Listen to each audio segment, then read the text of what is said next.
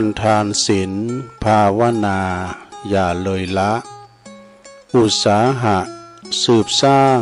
ทางสวรรค์นิสัยทรงคงนิพพานมินานคลันเกษมสันต์แสนสุขสิ้นทุกภัย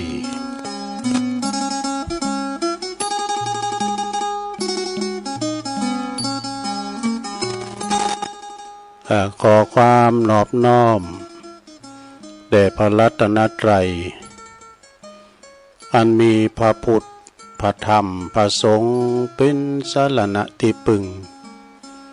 กราบแนบไต่ไหวสาถวายความเคารพมายังครูบาอาจารย์พระมหาเถรานุเถระท่านเจ้าคณะพระสังฆาธิการพระภิกษุสามเณรเจ้าจุโตนจุองค์ กูวัดวาอารามเนาะพร้อมตึงสำนักติภักสงฆ์ตัวก็ขอเจริญปอนมาอย่างบรรดาปอออกไม่ออกศรัทธาตันสาธุชนนักศีลนักบุญคุณดีทั้งหลายเนาะบ่ว่าจะเป็นปอหลงแม่หลงปอลุงแม่ป่าตึงปีป่าหน้าเอาศรัทธาตีนจ้องห้องวัดเถ่าแก่หนุ่มกำใจยิ่งต่างหลายเวลาบ่ายมาเนาะบ่ายสามมาก็หมุนคืนมาฟังรายการสาระธรรมยามแรงยามค่ำก็ดำเนินรายการบริหารเวลา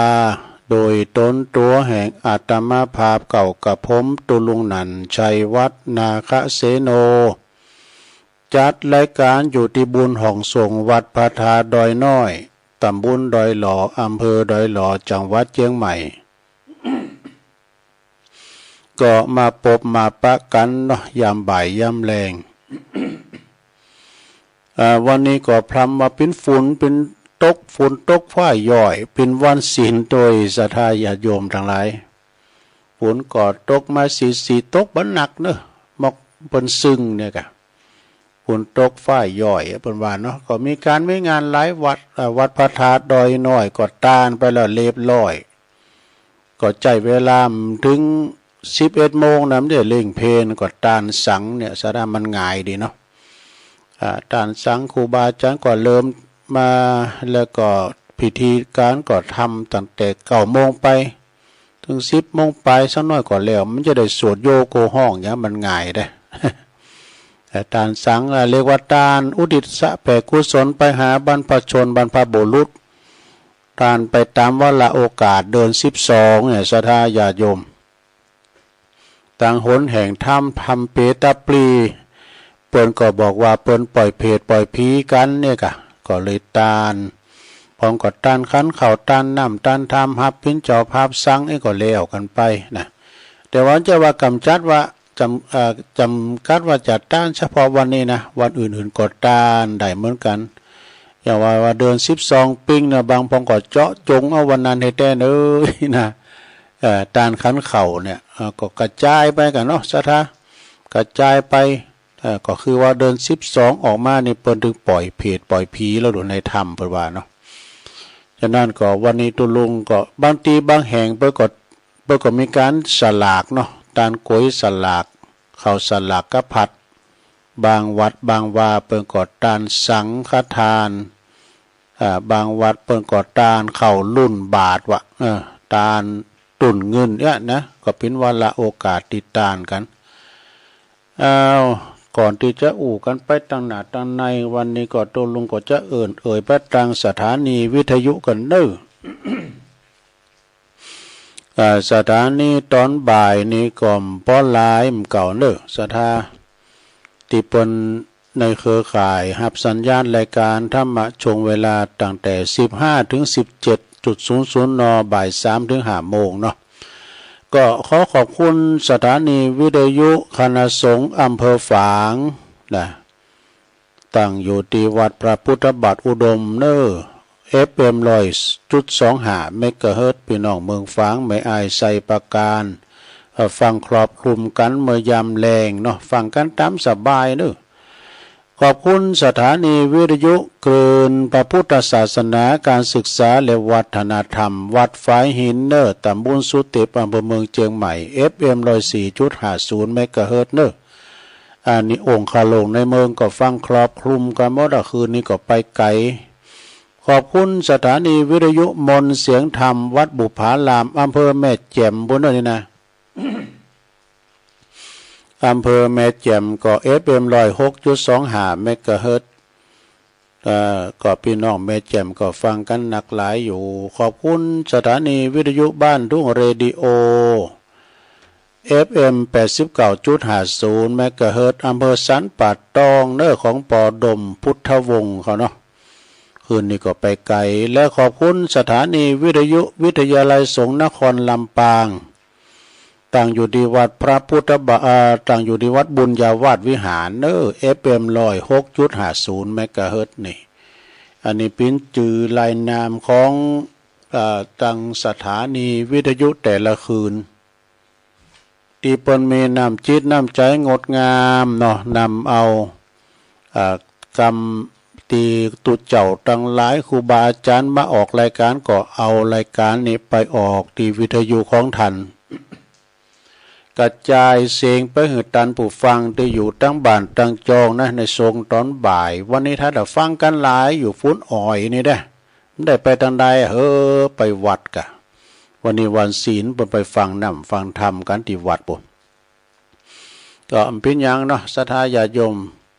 แล้วก็ตามปกตินี่วันอังคารนี่ก็เป็นรายการของอาจารย์พระอาจารย์เน้นหลักปัญโยนันท์วัดสันเหมิงเนาะวัดสันเหมิงอาจารย์เน้นหลักก็จะมาเข้าวันการตุลุงก็มาวันจันทร์เนี่ยกะแต่เนื่องจากว่าอาจารย์เน้นหลักนี่เปิ้นก็จะได้เข้าในวิหารเทศน้ำเทศธรรมวันศีลนะซะนะเทศน้ำเทศธรรมวันพระวันศีลนำสวดโยโกห้องสวดกรรมฐานเอาหลายอย่างก็บ่าสะดวกที่จะจัดวันอังคารเนาะเปิ้นก็สลับซับเปลี่ยนกับตุลุงเนาะเปิ้นมาวันจันทร์ตุลุงก็มาวันการเนี่ยกะ สลับซับเปลี่ยนการโซข้างโซข่าวบ่ได้แถมหน่อยการข่าวภาคปกติก็ดีละนะอันนี้ก็ตุลุงก็เอาต่างพระอาจารย์เน้นหลักว่าเนาะเปิ้นนั้นได้เข้าวิหารเนี่ยกะฉะนั้นญาติโยมวันนี้มาพบมาปักกันวันนี้ก็ตรงกับวันอังคารที่10วันนี้แล้วเด้อของเดือนกันยายน 2567มานี่แล้ววันนี้ก็เป็นวันศีลประกอบต้านกันหลายวัดหลายว่าเนาะแล้วก็ฝนตกฟ้าย่อยด้วย ก็เป็นธรรมดาได้มันยามเปิ่นมันเปิ้งกลางวัดสาฝนตกสิก็ว่าเป็นขุนมุ่งนี่ก็โอ้มทาเนาะแต่มันตกบัดลายเฮ้ยมันตกบัดน้ำบัดน้องแล้วตกอย่างอี้นะฝนขี้ข้าน ขี้ข้านลุงฮอลุงเฮินเนาะเอาละตอนนี้ไปศรัทธาญาติโยมทั้งหลายตัวลุงก็จะเอานี่มาไหว้กรรมกันเนอะจากพุทธิธรรมคนเดิมเรื่องกรรมเนาะกันเรื่องกรรมมุนาวัตติโลโกสัตโลกทั้งหลายก็ยอมปินไปตามกรรมกรรมก็คือการกระทำของเฮานั้นแล้วนะทำกรรมอย่างใดไว้ก็จักได้หับกรรมอย่างนั้น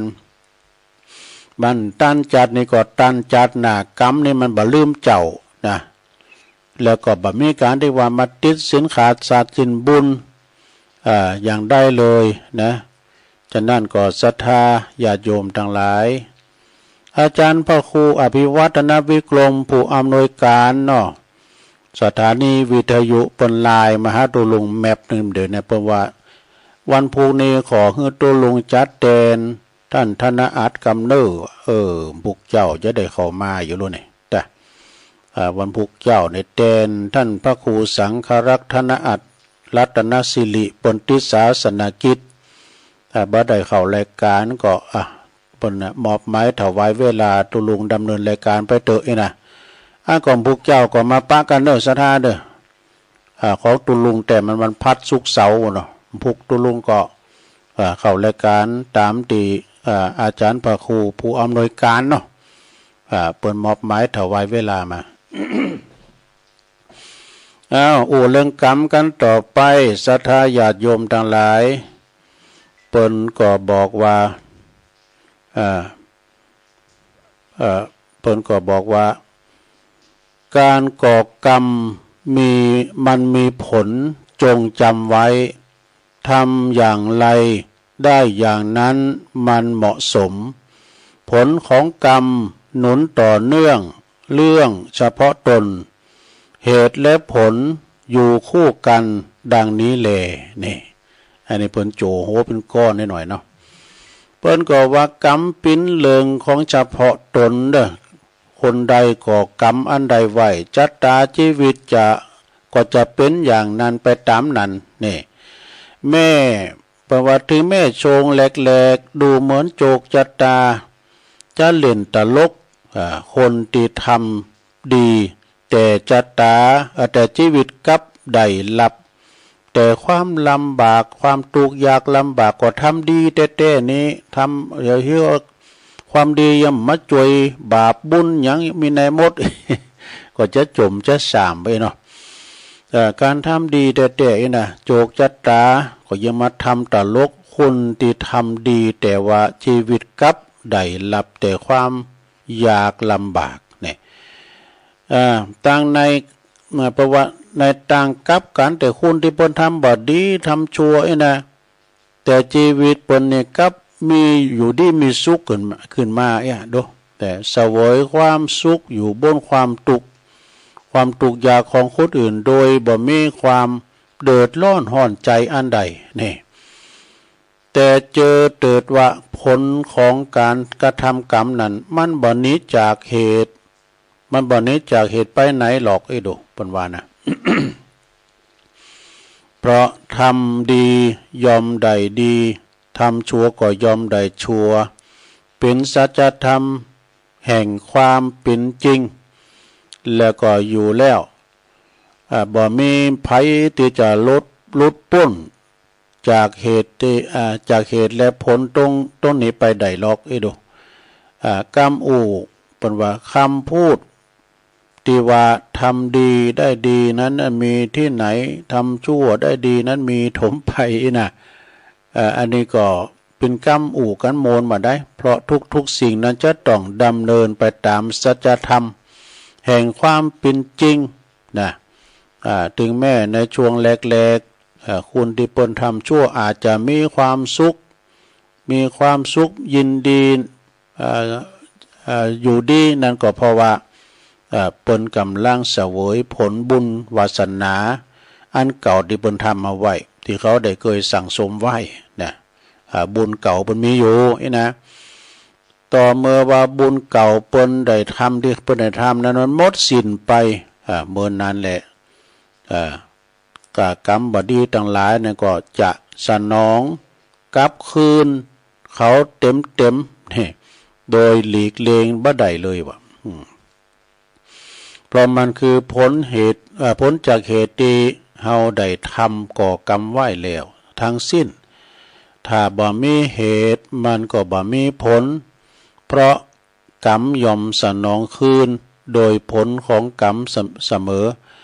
โดยบ่มีเยื่อใยอันยังกับไผทั้งสิ้นนี่กรรมนี่นะมันมีกาสินบาปกาสินบุญหยังนะไผทำกรรมได้ไว้ก็ผลแห่งกรรมนั้นก็จะต้องมาตอบสนองโดยบ่มีทางที่จะเปลี่ยนแปลงไปได้เพราะฉะนั้นก่อนที่เราจะทำกรรมมาใดขึ้นมาจงใคร่ครวญพินิจพิจารณาให้ดีเสียก่อนเพราะเมื่อกรรมนั้นได้ก่อขึ้นมาแล้วว่าบ่มีทางที่จะย้อนเวลากลับไปแก้ไขได้อีกแล้วนี่เฮาก็จะต้องได้รับผลของกรรมนั้นวันใดก็วันหนึ่งปิ้นอย่างอี้แน่นอน จบลงไปซะนะพูดเรื่องกรรมเนาะอันนี้นะกรรมุนาวัตติโลโกเฮาพอแล้วเปิ้นเกิดมาเนี่ยสัมพองก็เปิ้นเกิดมาทุพพลภาพพงกานี่เกิดมาใจเวรใจกรรมกันไปบางบางทีคุณเฮาเปิ้นนางอยู่บุญกองเงินกองทองอยู่แต่มีความตุกความอยากจำเตอก็ปิ้นวิบากกรรมเจ็บปวดเมื่อยไข้ปิ้นไผยาดปิ้นโลกนั้นโลกนี้นะมันมาตอบมาแทนกันอันนี้ก็ปิ้นแต่เหตุแต่กรรมไปเนาะสดาญาติโยมทั้งหลายในระหว่างนี้เปิ้นก็กินต้านการเดิน12เปิ้นก็จะมีการกินการต้านหลายอันหลายอย่างว่าจะปิ้นต้านตุนเงินเพราะว่าจะเป็นการต้านสังต่างๆก็เนื่องโดยจากว่าในธรรมเปตพลีในธรรมเปตพลีในเปิดถึงบอกไว้วันนั้นหลวงปู่พระครูสังวรศรีลาภิรักษ์เปิ้นเตนำเจ้าว่าโมนจัดโมนคืนวันก่อนนะนี่ตุปีออบเนาะท่านพระครูปัลลัดชัยนลินวัดดงฤาษีก็ตลอดนะก็เตจัดเน็ตเนอะประเตมาคืนเลยก็เรื่องเปตพลีอย่างนี้นะก็โมนอกโมนใจอันนี้ประกอบตานนำตานทำสัพพะตานังธรรมะทานังจินาติตานทำไปหาเหล่าญาติกาวงศาที่เปิ้นหลงลับดับขันไปสู่โลกไปน่ะบางท่านบางคนก็ตานทำตานขันเข่าโกน้ำเป็นเดือน12นี่เป็นเดือนแห่งวัดใจลูกหลานโนซอมันก็มีเนาะแม่ครูแสงเขาก็หลายคนที่เปิ้นซอเรื่องเดือน12น่ะที่เปิ้นมารับส่วนบุญกุศลของกินของทานกับลูกกับหลานเปิ้นว่าเพจผู้ละลูกหลานก็แล่นหาตายายหาปออุ้ยแม่หลวงเขาปอหลวงแม่หลวงเขาก็มาซอหาลูกหาหลานในเมืองคุณนี่นะเพจสามเมกาก็เล่นหาภรรยาเมเก่านะมันมีดูในธรรมนะจะได้มาหาของกินของตาน่ะเนาะนะแล้วก็ตานกุ้ยสลากแถมวันนี้ตุลุงก็เลยยิบยกเอาทำอานิสงส์แห่งการต้านสลากภัตตาหารเป็นมรดกทางปืนเมืองเนาะเอามาเตะถึงสถาได้ฟังแก่งอมแก่เงาไปเนอะแต่มันติดไปหล่อๆเหมือนกับตุปีออบเขาน่ะท่านพระครูเขาเนี่ยเปิ้นเตะทำมนต์ออกไปตามแบบฉบับไปเปียเปิ้นจะว่าไปเปียเปิ้น ไปตามบาทตามแห้งเขามันมีนาหลายหอมของนี่นะเนาะตัวลุงก็จะกอยว่าทำอานิสงส์ของการต้านสลากภัตตาหารเนอะเป็นการต้านของนางจันตปทุมาวดีนี่เปิ้นต้านเข้าสลากภัตแก่พระพุทธเจ้าก็มีหลายในเนาะสดายาโยมบางทีอย่างท่านมหาสมชาติเราวันนั้นก็หลายหลากเนาะเรื่องเกี่ยวกับเรื่องตังเมลงแม่หน่อยปิ้นอยากสินีเขาก็มี เป็นละอ่อนจ่าเลี้ยงควายก็มีนะมันมีหลากหลายนะสระมีหลายในอันนี้ก็เป็นการต้านของนางจันตปทุมาวดีก็จะได้ลองฟังผ่านลงเด้อ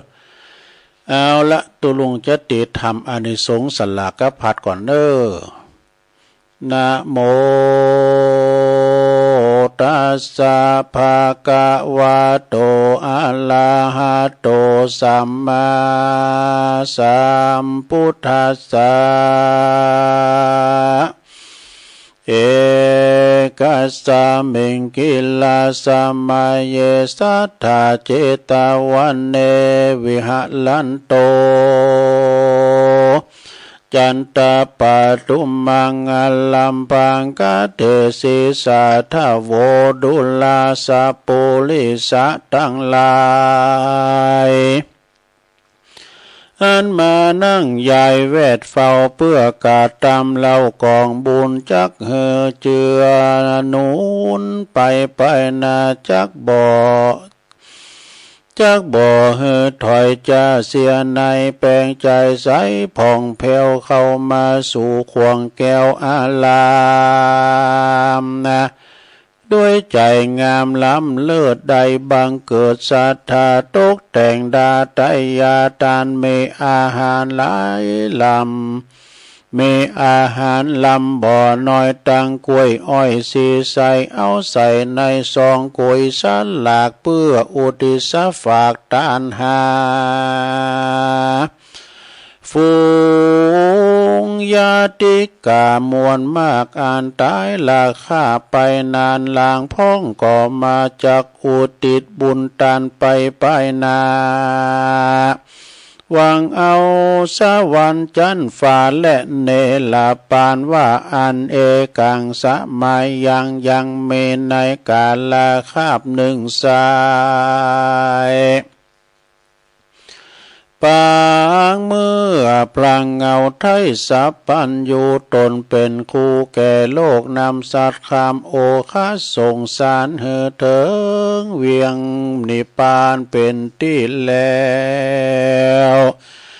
พระตนแก้วสาธิสำลันอยู่ทรมานในป่าเจตวันอารามอันเป็นอารามแห่งในอนาถปิณฑิกสมหาเศรษฐีผู้มีศรัทธาดีแต่งสร้างถวายตามแก่ตนองค์คานที่ไว้อันนี้อันมีที่จิมไกเมืองสาวัตถีพามานว่ามี500 เช่นขาธนูในกาลยามนั้นพระสัพพันอยู่ตนเลิศแล้วก็จะพรนางแก้วปทุมมาวดีเป็นอุปัติเหตุพระตนแก้วพระตนแก้วนอสาตาก็ปาวาติเตสนายังธรรมหิด้วยเมตเตและส่วนอันว่านางจันตปทุมมาวดีหากมีเจตนาดีแต่งสร้างนางก็ได้ห่างยังกุศลแปลงตนว่าเป็นตนว่าใดเขาน้ำปูจันนะอาหารนางก็ได้สาละ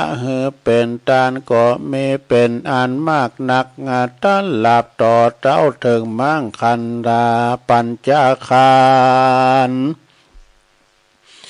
เลี้ยวก็ได้กาพันเอาตนไปเกิดในห้องฟ้าเลิศตาเทวาโลกสวยสุขโสดสำราญสมบัติขันวิเศษก็เพราะเหตุนางปทุมมาวดีได้มีเจตนาดี ได้มีเจตนาสละข้าวของเป็นทานกับตังอาหารข้าวน้ำนั้นแลในกาลเมื่อพระพุทธเจ้าได้ตรัส ปัญญูตัญญาณเป็นพระในโลกในวันนั้นนางจันตาปทุมมาวดีก็ได้จุติจาพรากจากห้องเมืองสวรรค์เทวาโลกลงมาเกิดในเมืองปาลาณสีนางก็สมฤทธิ์เป็นดีด้วยเขาของสัมปาติเนืองนองมากนักนาถึงวัยยาการละคืนใหญ่อายุนางได้16 ปีนางบุญมีก็ได้หือเขาน้ำโภชนะอาหารกับพาจีวรเป็นทานแก่ภิกขุแก่ภิกขุทั้งหลาย มีพระมารว่าได้7 วันแล้วในกาลเมื่อนั้นเจ้าภิกขุทั้งหลายก็มานั่งยายเจียนจาถึงอย่างนางบุญเรืองจันตาปทุมมาวดีว่านางนี้ประกอบด้วยศรัทธาว่าดูกาลาเจ้าเจ้าทั้งหลายเฮยส่วนอันว่านางจันตาปทุมมาวดีนางก็มีจิตใจใสศรัทธาในศาสนาแห่งพระพุทธเจ้านางนอนเนาก็เฮือตานมาพระมารนานพระมาร7 วันก็มีแลตาในกาลยามนานละพระพุทธเจ้าจึงกล่าวว่าภิกขเวดุลาภิกขุทั้งหลาย นางจันตาปทุมมาวดีนิสัยหากมีใจใส่ศรัทธาสาลโปกาเป็นตานมากเป็นอันมาก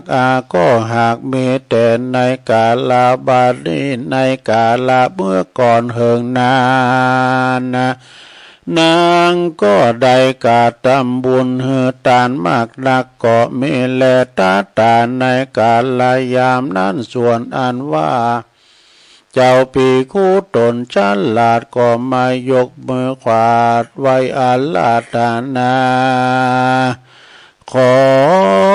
พระพุทธตนองค์อาจงมีใจขวาดเมตตาเทศนายังอาติตาล่วงแล้วภากฏเดเตออาตาสัทธาในกาลยามนั้นพระสัพพัญญูเจ้าจึงเทศนาจัดเก่ามานานมาว่าแก่ภิกขุสังฆาทั้งหลายว่าอาติเตกาเลภิกขเวปาลานาสียังพรหมาตโตนามาลาจาธรรมเมนะรัจจังกาเลสีดังนี้ภิกขเวดุลาภิกขุทั้งหลายอันมานั่งยายเวทฟ้าวในอาติตาเก่าเหิงนานยังมีพระผู้บานอาข้าวชื่อว่าพรหมาตเต้าลาจาก็อยู่เสวยนาคาลาใหญ่กว้างน้ำเก่าอ้างว่าเมืองปาลาณสีเป็นมหาธานีเอกอ้างเหตุว่าพระเจ้าจ้างอยู่เสวยเมืองเต้าบุญเรืองปฏิบัติชอบประกอบไปด้วย ลาจะทำ10 ประการไพรฟ้าสุขบานยิ่งโยดบ่มีเหตุโทษโพยพายกังวลอันใดบ่มาถูกต้องเมืองแห่งพระยอดซอยหากสุขกาเสมใจแลนาตาในกาลยามนั้นเราก็ยังเมนางหนุ่มนาวสมหญิงลูกเป่าปิงบ่อเศร้าชื่อหวานนางนอนเนาจันตาปทุมมาทัดลงรูปโสภาบ่อสาว นางนั้นเล่าหากมีสัตราก็อยู่ในเมืองปาลาณสีแคว้นกวางนางก็อ้างโหมโหมต่างตานเท้าไหวแก่ภิกขุสิกขาบานบ่อสาวหานนางหากเท้าไหวแก่หมู่เจ้าภิกขุสังฆาสังฆาอย่าว่าเสียงเขาของเงินคำมากนักก็มีแลเอกาติว่าสั่งยังเมในกาลวันหนึ่งสายนางหนอไทยจันตาปาตุมมาวดีนางก็มีนางก็มาพิจารณาในใจว่าอาจารย์ในวัน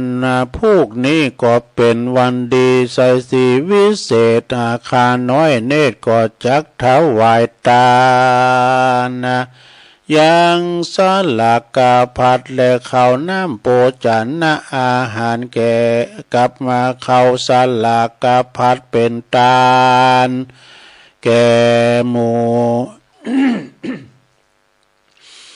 แก่หมู่สิกขาบานบ่อเศร้าคือว่าหมู่เจ้าภิกขุสังฆาลัตติยะในกาลกลางคืนนั้นลุ่งแจ้งนางก็มาตกแต่งดายังวัตถุนามาพร่ำพร้อมตกแต่งซ้อมดวงต่างดีก็ด้วยสัทธามิแต่เก่านางนอนเนาแต่งดาก็ปาลิปุณนาพร่ำพร้อมแล้วนางนอแก้วก็มาถือการตาดองดวงดอกไม่เข้าไปสู่ขวงแก้วกูอาราม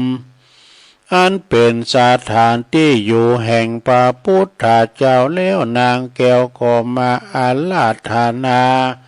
อย่างพระพุทธาเป็นเก้าพร้อมตั้งกับตั้งเจ้าภิกขุสังฆาตั้งหลายว่าพันเตข้าแด่พระพุทธเจ้าและหมู่เจ้าภิกขุสังฆาตั้งหลายผู้ข้าขออาราธนาพระพุทธเจ้ากับหมู่เจ้าภิกขุสังฆาทั้งหลายได้ไปรับเอาเข้าสลากาพัดในบ้านเรือนแห่งข้าในวันพวกนี้เจ้าแด่เตอในวันพวกเจ้านี้แด่เตอกันว่านางจันตาปาตุมาวาดีอาลาตานานิมนต์เลี้ยวนางก็มากากาดแก้วไปสู่เรือนแห่งตนในกลางคืนวันนั้นมาแจ้งแล้วนางหนอแก้วจันตาปาตุมาวาดีก็เฮตาสาตาสี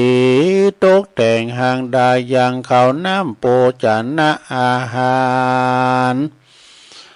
กันนะว่าบัวล่ำมวนเลี้ยวก็เฮตานาแก่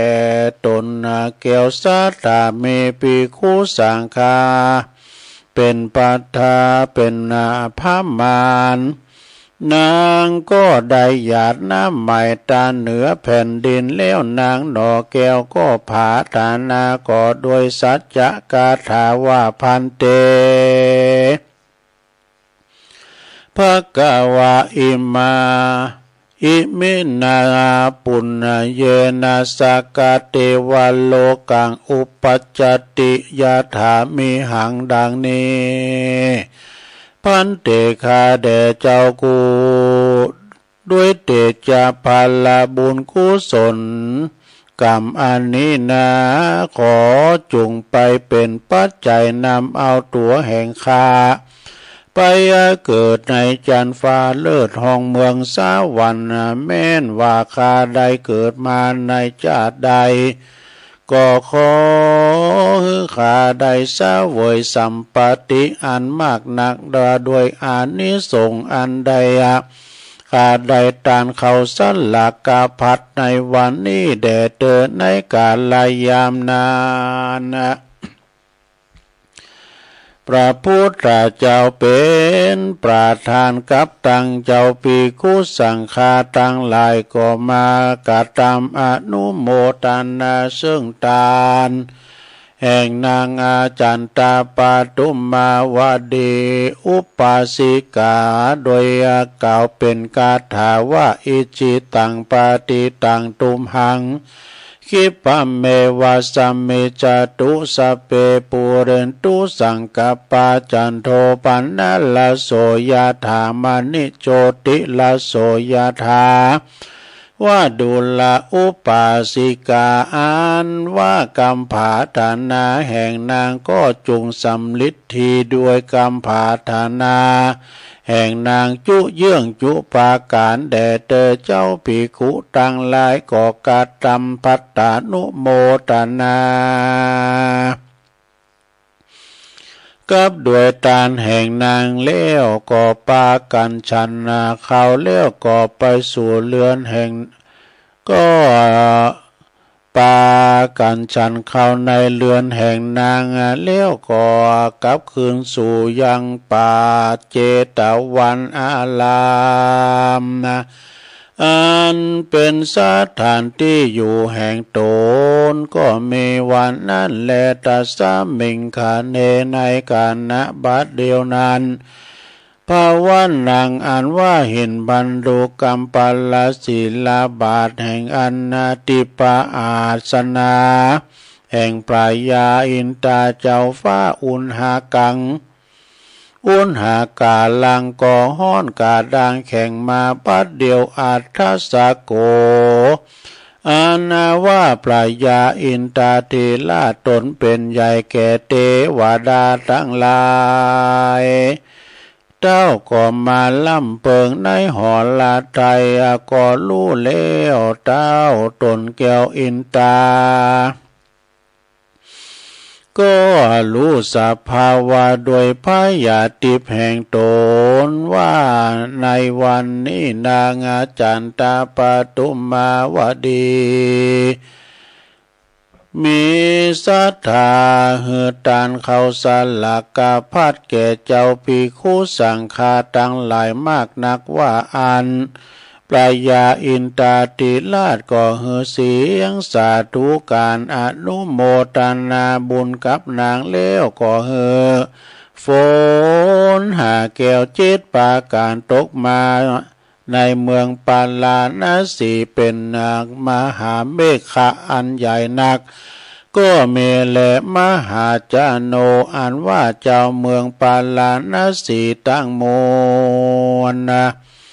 ก็หันอาสาจันเป็นอันมากนั้นก็กล่าวคาถาว่าตานางนามะมหาพลังโหติชื่อว่าอันชื่อว่า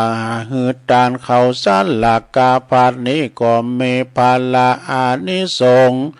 เป็นอันกว้างขวางมากนักว่าอันในกาลยามนั้นพระยาพรหมทัตราชาก็หัน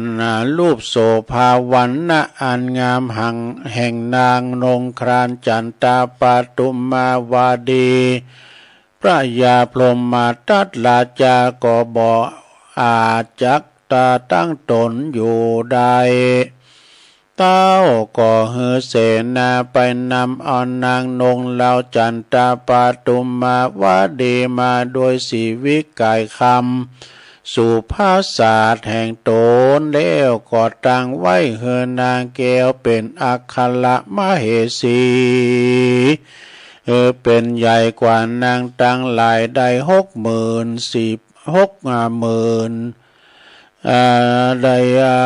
16,000นางก็มีวันนั้นแลตาโตปัฏฐายะตั้งเหล็กแต่นั่นไปนาอันว่านางจันตาปาตุมมาวดีก็จำเลินดีหือเขาว่าปินทิบาท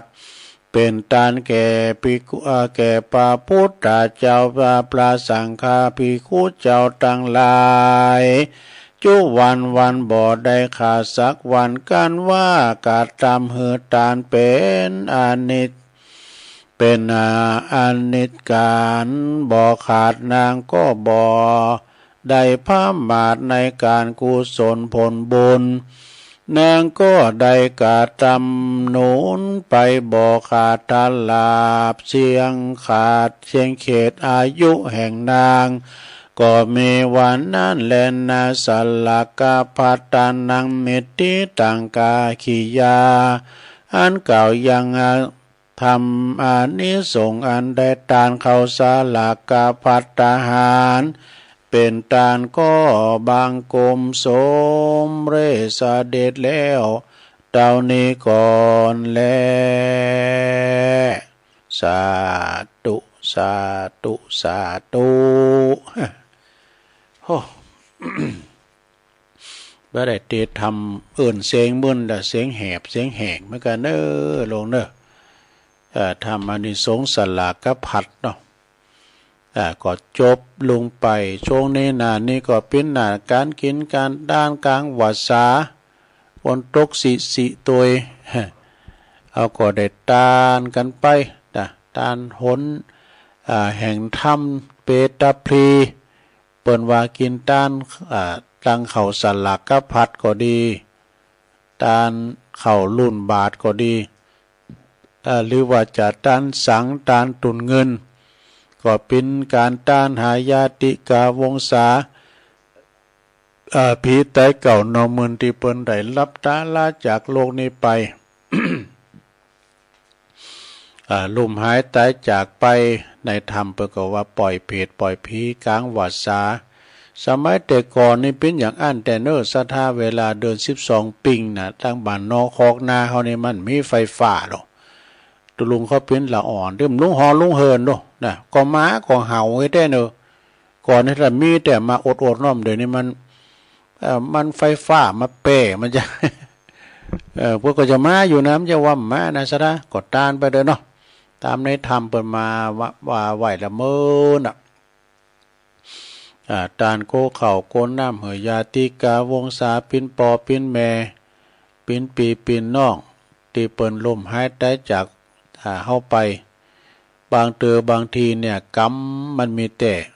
หูนเฮาเกิดมาซ้ำเติมเนี่ยเกิดมาเป็นสัตตลิสารก็มีเกิดมาเป็นหมูเป็นหมาก็มีนะ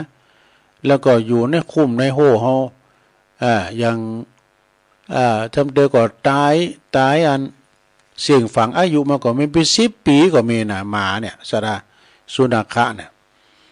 อยู่กับเฮามาจุว่าเสี่ยงบุญเขียวปอหลอนปอเว้าก็มีนะ ก็มีหลายตีเนาะที่เพิ่นที่วัดนี่ก็มีด้อมก่อนนี่ก็ตายไปหลายรุ่นเนาะหมานี่นะก็ฮับใจกันไผขึ้นวัดขึ้นว่ามันก็เห่ามันเห่าบ่ได้เด้อ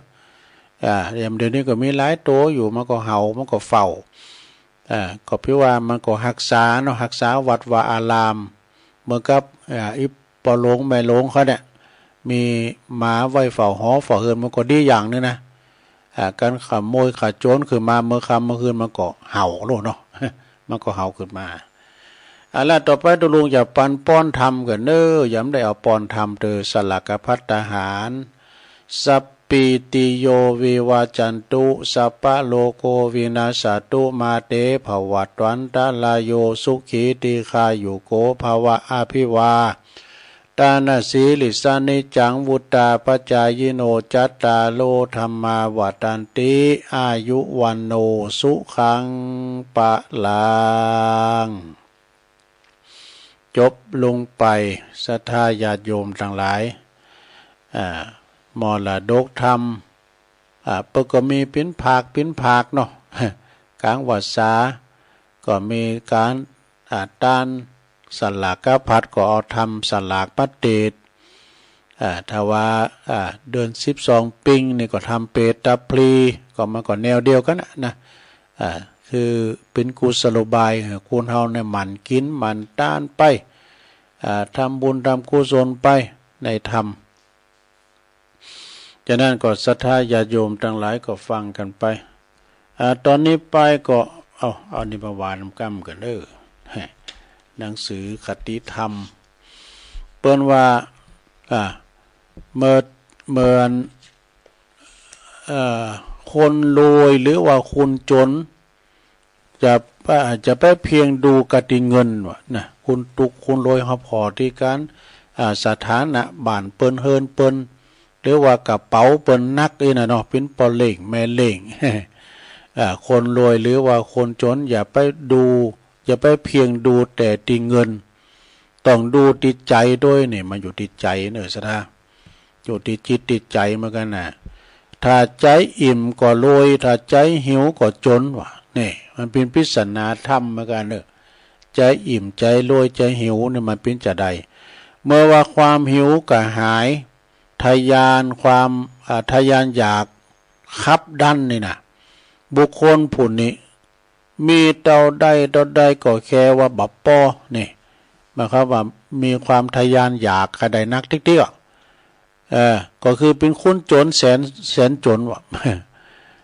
คือว่าเป็นคนที่หิวกระหายคนที่เป็นหิวกระหายทยานอยากทยานอยากคับดันบุคคลคนนั้นเตาใดก็แค่ว่าหาเตาใดก็ป้อความจริงนี่เหลือกินเราใจก็ว่าป้อเพื่อก็ว่าคุณน่ะในจนแสนจนน่ะมีวันป้อนะเมื่อว่าความป้อบังคับเกิดขึ้นติดใจนะสมมติว่าเฮาป้อแล้วบังคับเกิดขึ้นติดใจยอมหูจักความเปลี่ยนปอนในสิ่งที่ไม่อยู่ตามอัตภาพนั่นก็คือคนรวยละนี่คนรวย แล้วก็คุณเฮาเกิดมาในบ่ได้เอาอย่างมาเพราะว่านะตายไปแล้วก็ไม่ได้เอาอย่างไปโตเปล่ามีเพราะว่าบัญชีรายรับรายจ่ายบัญชีเฮารายรับรายจ่ายตลอดชีวิต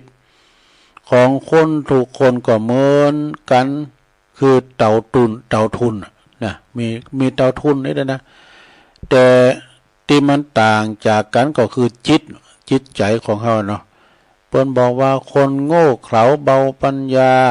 ยอมปล่อยเหือความกระหายความกระหายอยากปิ้นเจ้าหัวใจเนี่ยปิ้นเจ้าหัวใจยอมเป็นว่ายอมปิ้นขี่ข่าเสือหิวยอมปิ้นขี่ข่าเสือหิวมีชีวิตทั้งชีวิตดินรนทุรายแม้แต่ว่าตอนตายเขาก็ยังบ่ได้คุณยังไปสักอย่างนะเวลาตอนตายก็คุณไปบ่ได้สักอย่าง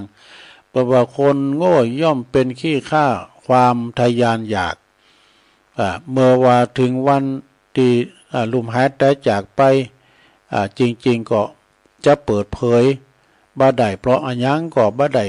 ไปตัวแม่แต่สลึงเดียวนี่จบลงไปซะได้ อันนี้ก็คือเป็นหนังสือของอาจารย์พระครูเนาะ แล้วก็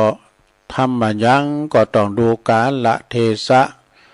ความจริงจังก็จริงจังควรจริงจังก็ต้องจริงจังควรผ่อนผันก็ควรผ่อนผันไปเหมือนกับพายเรือให้ดูในน้ำเจียวก็ควรแข็งแรงก็ต้องแข็งแรงควรอ่อนโยนก็อ่อนโยนแข็งมากเกินไปก็จะหักนะหมอเนี่ยอ่อนนักเกินไปงานก็บ่ได้ศิลปะก็คือการปรับเหือพอดีเพราะว่าอันยังทำหนักไปก็ทั้งบดีเท่านั้นจงทำจิตใจนักแน่นนะทำจิตใจนักแน่นมั่นคงทำหน้าที่ที่ดีที่สุดที่จะทำได้อย่าหวั่นไหวกันต่อปัญหาและอุปสรรคเปิ้นว่าพลิกแปลงแก้ไขไปตามสถานการณ์แล้วทุกอย่างก็จะดีไปเองอันนี้ก็จบลงไปซะนะก็เป็นคติธรรมเนาะเล็กๆน้อยๆเอามาเสนอสนองอุจากับพี่น้องศรัทธาญาติโยมทั้งหลายได้ฟังกันตั้งบ้านตั้งจองเนาะเวลานี้ก็ฝนก็สิอยู่นี่ฝนก็ตกสิอยู่เป็นบรรยากาศที่ว่ากลางวัดสาแต่เด้อ อันนี้นะมันก็อ่อยมาตั้งเมื่อคืนละตอนนี้นะเอามันตกหมออีกในน้ำมาดื่มโถมมาน้องเงี้ยอะไรเด้อลองไปหันเปิ่นทาง เบาะเจงไฮปะเยาแปรนานปุ่นน่ะที่เขาไปผอน้ำโถมไปจวยเลือน้ำโถมเดือนนี้ก็มันซ้ำมากกว่าจะนักแกมากกันเนาะมันยอบอย่างไปไหลไปก็ไปโคนปนตังไต่พวกน่ะตังสุโขทัยกานี่ไปตังพิจิตรกันมาขอนตะบนพดกรุงเทพเนาะแต่น้ำขืนเขาย้ำกระเตืองเด้อว่าเพิ่นว่ามันตกตั้งน้ำปิงเขาน้ำปิงเขาก็ย้ำป้อนองแต่เด้อซะนะแต่มันก็รุ่นฝายด้วยหน่อยเหมือนกันเนอะเอาน้ำเหลืองน้ำบะไซเนอะเพราะว่าน้ำมันจะมาหลายสายฝนตกมาเนาะคำเดียวหลังจากชั่วโมงที่สองตัวลุงก็จะเอานิทานมาเล่าให้สัทธาได้ฟังทำคำเนาะในช่วงนี้ก็ตัวลุงอูไปก็ยอบยังพักเบรกสักกัมตัวลุงจะจิบน้ำก่อนนะเสียงหายไปใจเสียงหนักเหมือนกันวันนี้นะถ้าเมื่อเจ้ามานะเนาะสัทธาเนาะก็เดี๋ยวตัวลุงพักจิบน้ำสักกันเดี๋ยวมาปะกันเนอะเจริญปอนก่อนเนอะ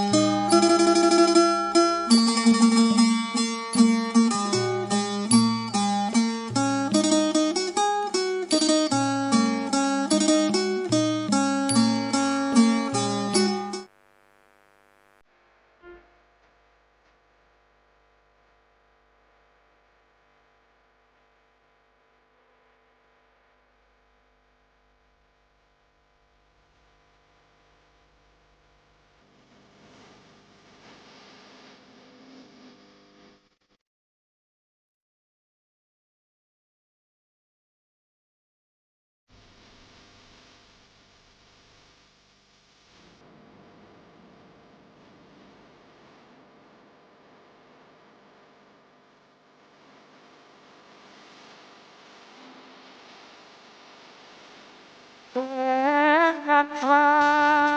ก็อยากว่าแสงลองแสงกาแสงเทียนส่องเวียนบางการเวลาแสงธรรมเดินรัก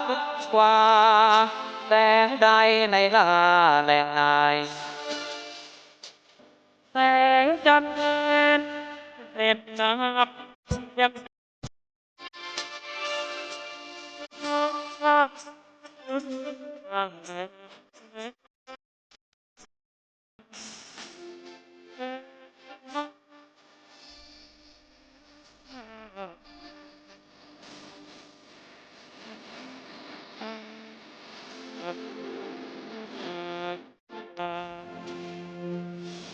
เป็นทางต้องทำมาสิฟ้าที่หายห่าง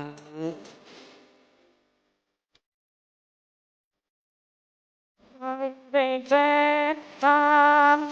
ตามสู่ฟ้าหัวตาบานเป็นผ่านสายแสงยนต์แสงทองแสงสาดสะท้อนสอดต้องให้ใจ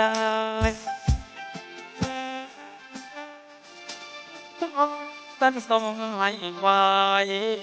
แสงหางโซบี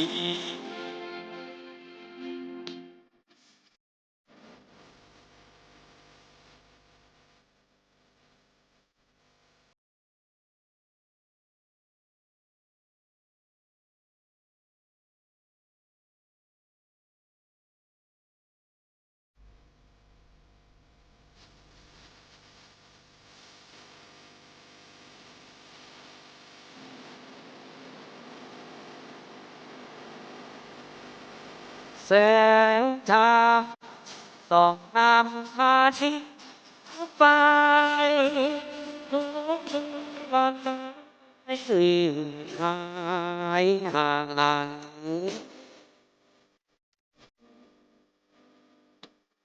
ไรได้แสงทางทำผู้หวังตัวการรักเห็นการตายและเจอแสงเห็นแส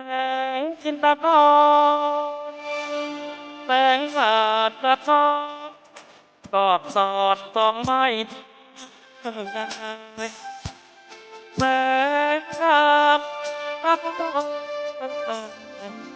ไม่แสงอมยายขอบตาหมดใจโซบี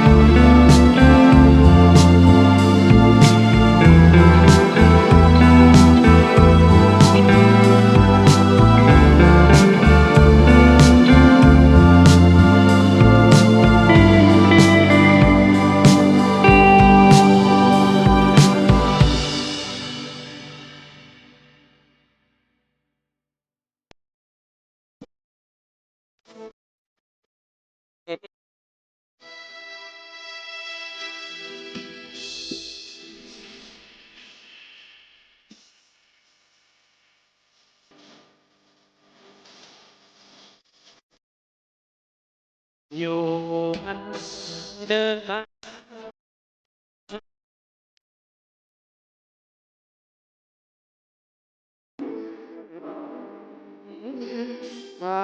เลี้ยวซ้าย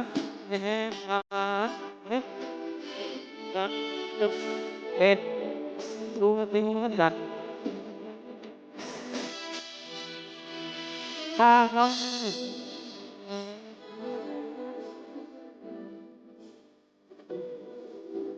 จังตาขันตอดวางตาเปิ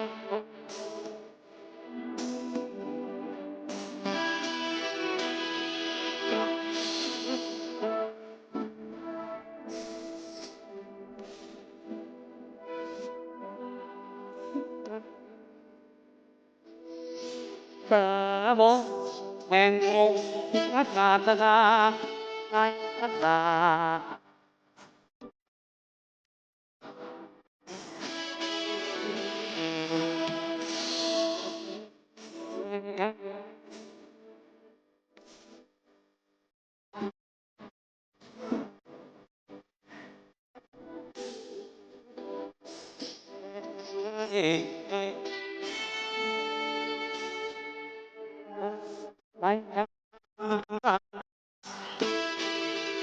ยังไม่รู้ชัดอัตตา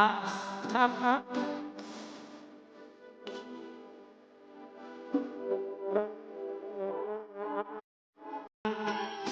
มาทำกับน้องตามครับโอ้ก็ทำโอ้ก็ทำ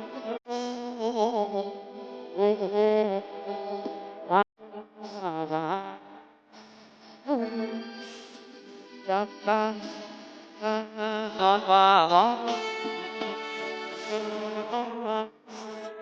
การจะไป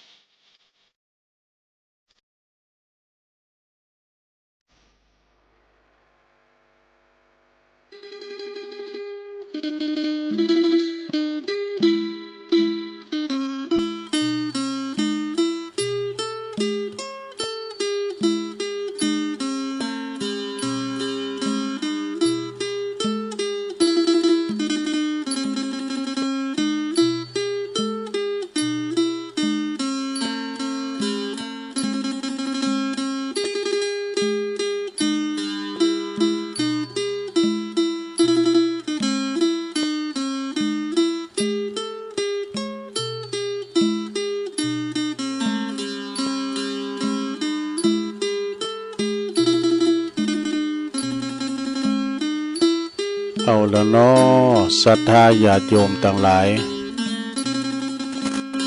ตุลุงก็พักเบรกพักเบรกฉันน้ำจิบน้ำเสียงก็ดีขึ้นมาทั้งหน่อยหนึ่งแล้วก็เดินไปเดินมานะเดินไปเดินมายายบาดหยุดสินหยุดซ้ายให้หน่อยหนึ่ง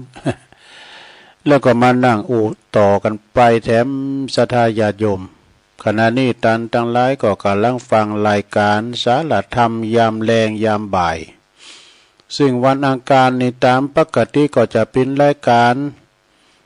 ของอาจารย์ประจันเน้นหลักปัญโยนันท์เนาะวัดสันเมืองนี่เป็นจะมากลางวันตอนนั้นวันอังคารเนี่ยแต่ก็ถ้าว่าวันใดถ้าว่าวันการมันจับวันศีลเพื่อก็ขอสลับซับเปลี่ยนกับตุลุงนะปนั้นเพราะว่า ปิ่นก็ทำกิจกรรมในวัดเปิ่นก็จะไปเทศน์นำเทศน์ธรรมในวัดในวิหารนี่ค่ะ แล้วก็นำโสดโยโกห้องตัวลุงก็เอาเป็นว่าสลับซับเปลี่ยนกันก็เป็นยังศีลหนาเดือนศีลเนี่ย17เนี่ยนอกเดือนปิงกับวันการเหมือนกันเดือน12ปิงก็เป็นวันอังคารเหมือนกันเนาะก็จะได้สลับซับเปลี่ยนกับอาจารย์เน้นหลักปัญโยนันท์เปิ้นก็จะมาเข้ารายการซับกันถ้าว่าป่นเป็นวันศีลบัดใจแล้วไอ้เนาะก็จะมาเป็นปกติเนาะ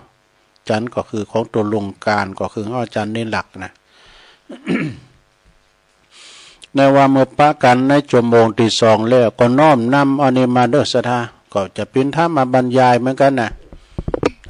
จะเป็นธรรมบรรยายเหมือนกันก็ของตุอุ้ยเขาเนาะของพระอาจารย์สมเพชรเขาก็ดี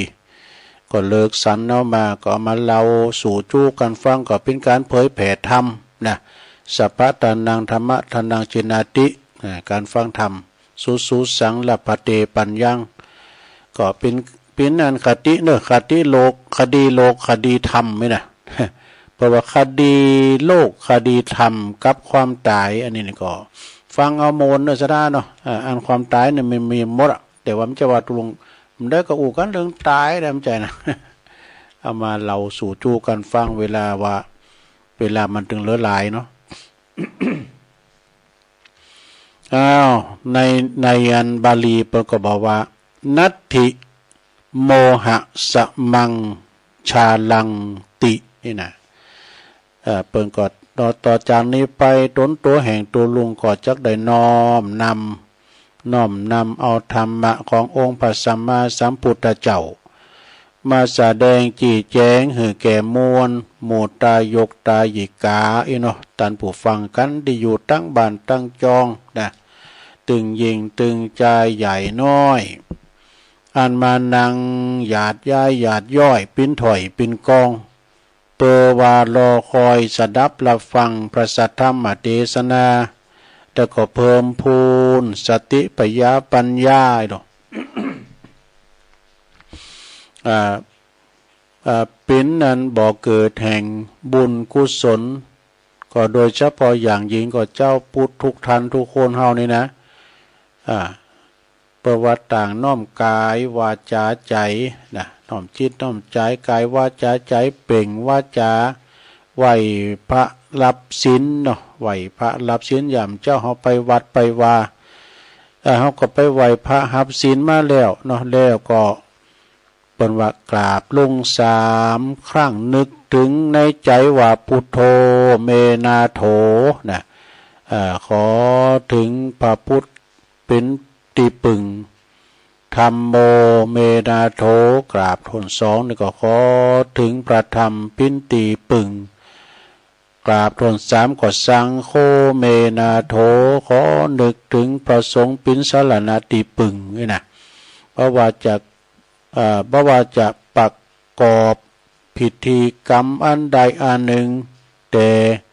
หัวใจของการทำบุญที่แท้จริงก็จะขาดเสียบ่ได้ก็คือการมีพระธรรมเทศนานี่การฟังธรรมที่ทำแล้วลงการฟังเทศฟังธรรมเปิ่นก็ไปนิมนต์พระสงฆ์องค์สังฆเจ้ามาเทศนาขาดวัตถุสิ่งของอันอื่นบ่เป็นหยังนะแต่ว่าขาดการเทศการธรรมนี่มันขาดบ่ได้ฉะนั้นการทำบุญทำบุญทำกุศลทุกอย่างก็จะสมบูรณ์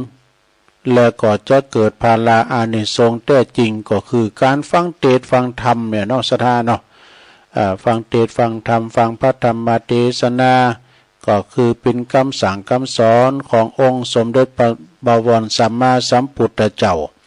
เป็นสิ่งที่เคารพบูชาสูงสุดของหมู่เฮาเจ้าปุถุทั้งหลายแม้ว่าพระพุทธเจ้าที่เคารพพระธรรมก็พระธรรมคุณเฮาก็เคารพกราบไหว้ เป็นตัวแทนพระพุทธเจ้าแม่ปรินิพพานไปแล้วเนาะสัทธัมโมครุกาตับโพควรเคารพพระสัทธรรมเนี่ยตนก็ว่ามนุษย์ปุถุชนคนสามัญชนคนธรรมดาอย่างเฮาเจ้าขาดทั้งหลายนี่นะสถาพระพุทธเจ้าเพิ่นตรัสว่าสัตวโลกสัตวโลกก็คือผู้คล้องอยู่ติดอยู่ในโลกอยู่นะแห่งวัฏสงสารสถาเหมือนฝูงนกที่มันติดอยู่ตาข่ายของนายพรานที่มันดักไว้หาตัวว่าหาตั้งออกบ่ได้ติดข่ายในพรานแล้วหาตั้งออกบ่ได้เปรียบเหมือนคุณเฮาที่ถูกกิเลสยึดไว้อวิชชาคือความบ่ฮู้ปิดบังอำพรางปัญญาไว้ได้แก่โลภะโลภะโทสะโมหะเนี่ยตัณหาสามเหงาลูกนี่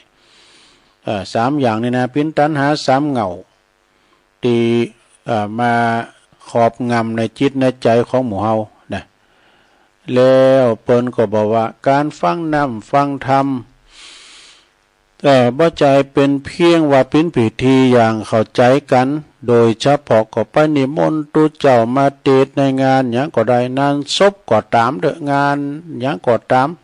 ส่วนมาก่อคุณตีรวมงานเนี่ยมากันมาตึงหนุ่มตึงสาวคุณเฒ่าคุณแก่ก็บ่ใครมีสมาธิตั้งอกตั้งใจฟังนำฟังธรรมคือความฉันทะพอใจไม่น้อยนะ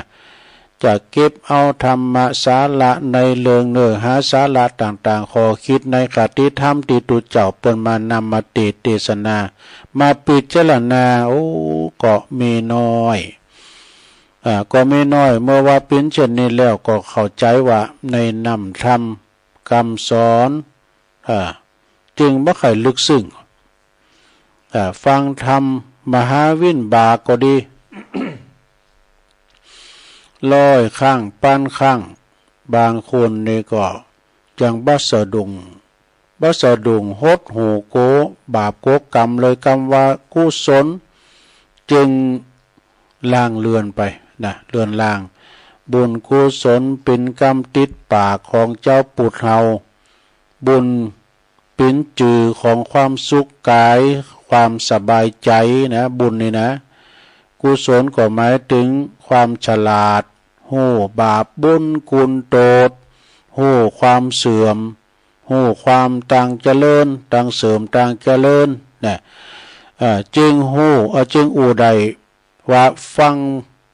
งเป็นพิธีเป็นประเพณีก็มีนะอย่างมาก็ฟังเอาเสียงนะเสียงจะได้ยินกรรมเนบ่อยเช่นว่าตุเจ้าตัวนี้เตดโมนดีเด้นะเตดโมนเปิ้นวอนเสียงขึ้นเสียงลงเปิ้นเพาะไพเราะนะก็น้อยนักที่จะได้ยินคำว่าธรรมะคติเตือนใจ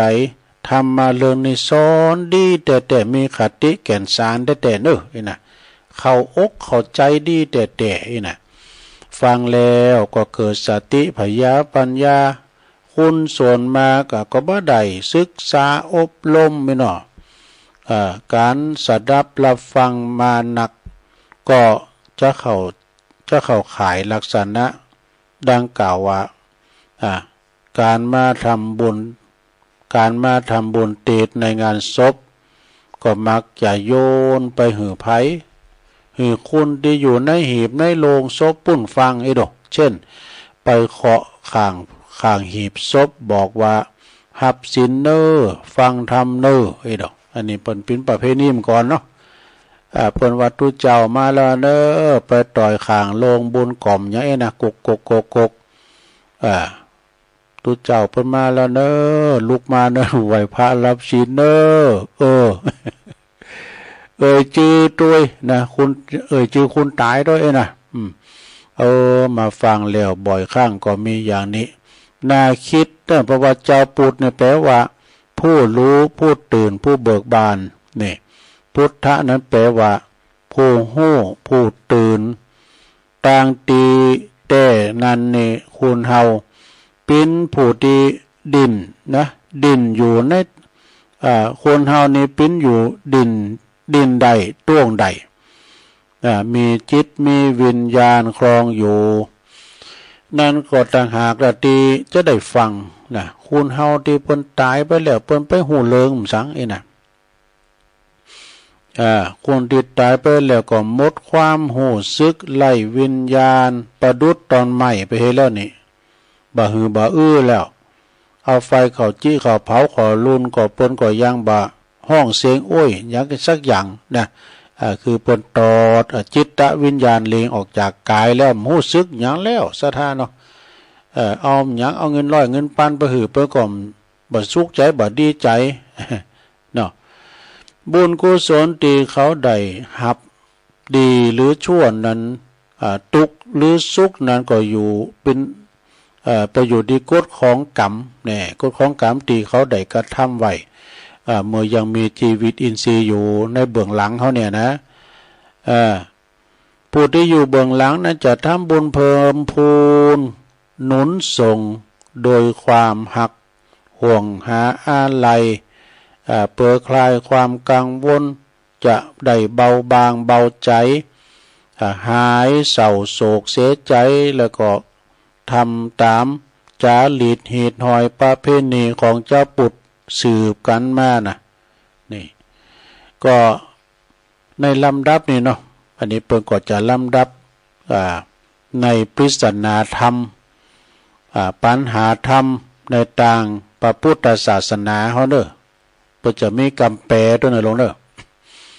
อันเกี่ยวกับเนื่องจากคุณที่ปนตายโดยเฉพาะหมู่เฮาเจ้าปุตล้านนานี่เคยหูเคยหันแต่โบราณมาแล้วเมื่อคุณที่บนไก่จะตายก็ดีขันโคม่าก็ดีผู้เฒ่าผู้แก่ก็จะรีบนำดอกไม้ไปใส่มือของคุณป่วยประนมมือไหวเน้อไหวนะแล้วก็สอนดังว่าพุทโธธัมโมสังโฆเน้อพุทโธธัมโมสังโฆเน้อนะเปิดระลึกนึกถึงพระพุทธพระธรรมพระสงฆ์นี่นะ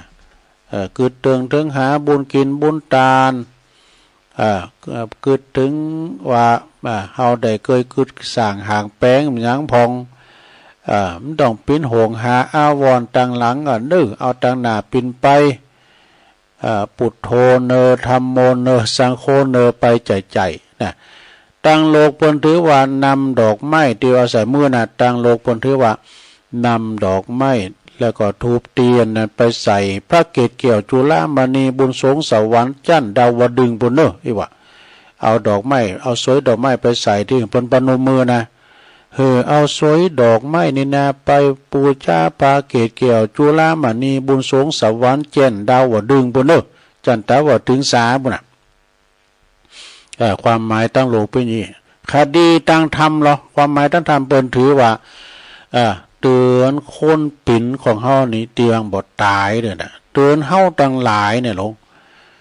บ่คนหีบขนขวายทำบุญปูชาพระจะหลีบจำศีลภาวนาก็ทำเสอย่างความตายนี่บ่มาถึงนี่เรียกว่าบอกตั้งสวรรค์อาบน้ำเหรออาบน้ำศพเหรอนี่อาบน้ำศพเพราะว่าอาบน้ำหอมเอาน้ำหอมมาอาบศพนี่ต่างโลกเปิ้นถือว่าล่างล่างใครบ่มันมีบางละบนทินสังว่าแต่ต่างธรรมนั้นเปิ้นก็สอนฮู้ว่าอาบน้ำทำคำสอนนี่น้ำอบน้ำหอมนี่นะเพราะว่าอาบน้ำทำคำสอนของเฮาทั้งหลายเนี่ยนะก็คือศีลสมาธิภาวนานะจำละร่างกายวาจาใจให้ใสสะอาดอันนี้ก็คือตั้งธรรมเนาะแล้วก็หวีผมแล้ววะเนี่ยบางคนเนาะศพบางคนบางศพเพิ่นก็มีผมหวีผมเนี่ยหวีไปตั้งหน้ากึ่งหนึ่งหวีไปตั้งหลังกึ่งหนึ่งก็ตั้งหน้านี่มันผมเคยมีอันนี้เยอะอันก็อันนั้นมันจูงควายมันเคยไป แล้วก็จุแล้วก็ข้างหลังกึ่งนึงว่ะนะอันนี้ตังโลเปิ้นถือว่าวีหือคุณตายกึ่งหนึ่งแล้วว่ะวีหือคุณปิ้นกึ่งหนึ่งว่ะนี่คนละครึ่งแล้วก็วีแล้วก็ฮักวีนั่นควางให้ว่ะเอาทิ้งไปอันนี้ตังคดีธรรมเราบอกว่าเปิ้นว่าหือฮู้เหือนฮู้ว่าเกิดมาแล้วต้องตายมาเป็นของกูกันหนีบ่ป้นเกิดกับตายเนี่ยมันหนีบ่ป้นกันว่ะ ตอนว่าเกิดมาตอนใดก็ตายเต่าอันพองก็เกิดมาอายุมันยืนยาว120 ขบเข่าวาสาก็ยังมีแต่มันมีหน่อย7 80 90 100นี่ก็มีแต่บางคนเนี่ยก็ได้4-5 ปี6 ปี7 ปีบางคนก็เกิดมาหมอกฝ่าแมบยามเดียวเนี่ยแต่บางคนก็เสียตายให้อยู่ในตอกไม่ได้หันโลกอันสดใสสักกรรมอันนี้มันแล้วแต่กรรมไพ่บุญมันเนาะซะได้เนาะแล้วก็นุ่งผ้าศพนี่เนาะนี่มาตั้งนุ่งผ้านุ่งโคเนอะนุ่งผ้านุ่งโคศพนี่ตกแต่งห่างนุ่งผ้านุ่งโคศพนี่ก็เปิ้นว่าเอาชายเงินผ่าเนี่ยไปไว้ข้างหน้าแล้วก็ข้างหลังว่ะนี่ชายเงินผ่านี้เอาไว้ข้างหน้าและข้างหลังต่างโลกถือว่านุง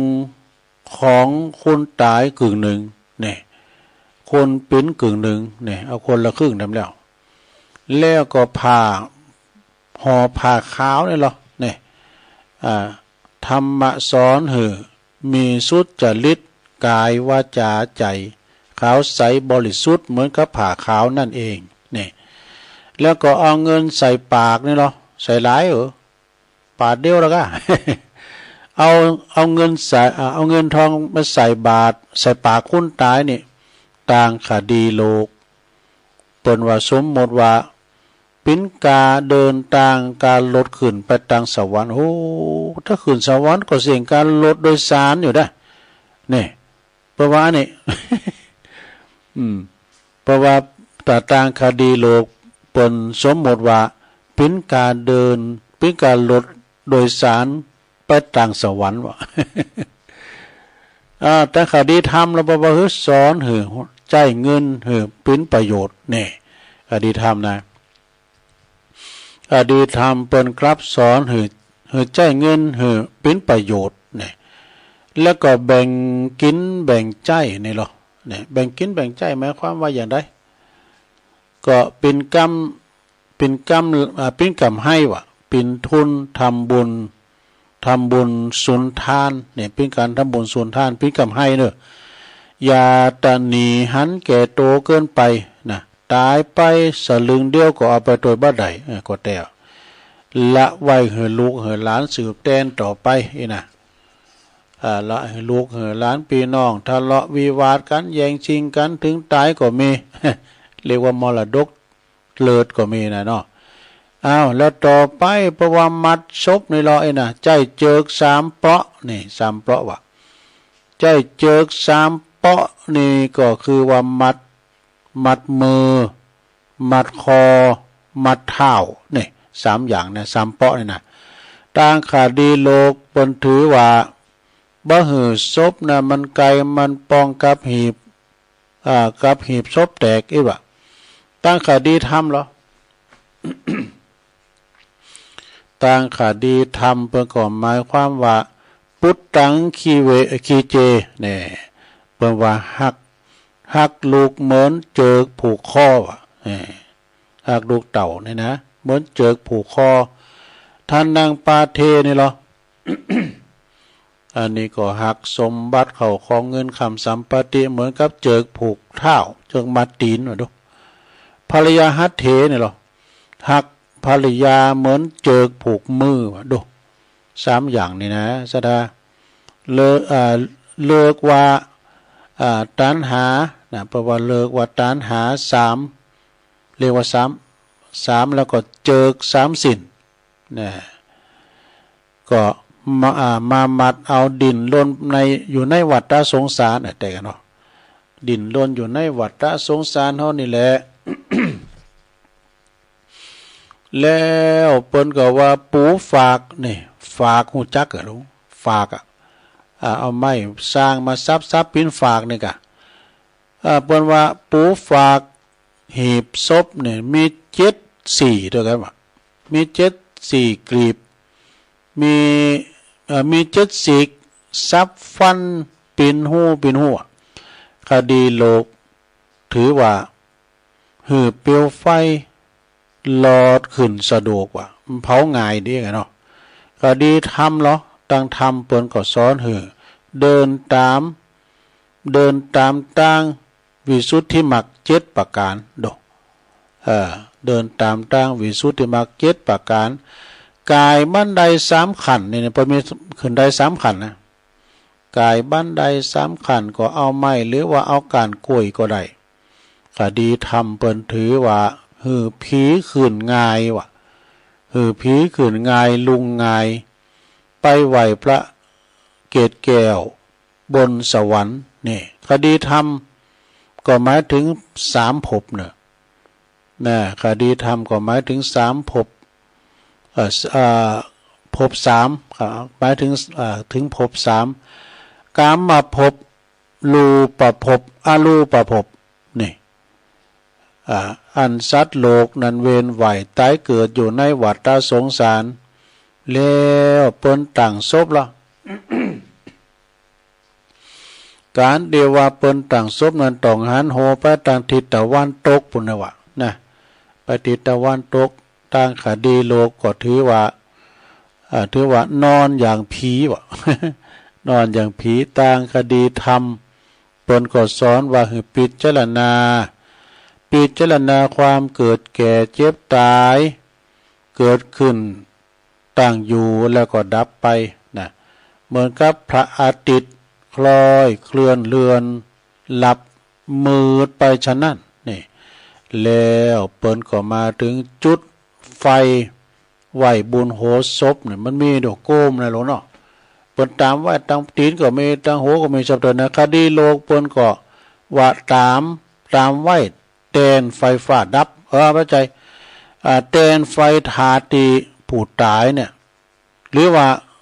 โกผีวะ แต่กันเนาะตามไหวไปโกผีวะคดีโลกเปิ้นก็ว่าตามไหวแตนไฟถาดผู้ตายหรือว่าโกผีนี่ตั้งคดีธรรมบ่ว่าตั้งคดีธรรมเปิ้นสอนคนเฮาเนี่ยเป็นสำนึกโตนึก สำนึก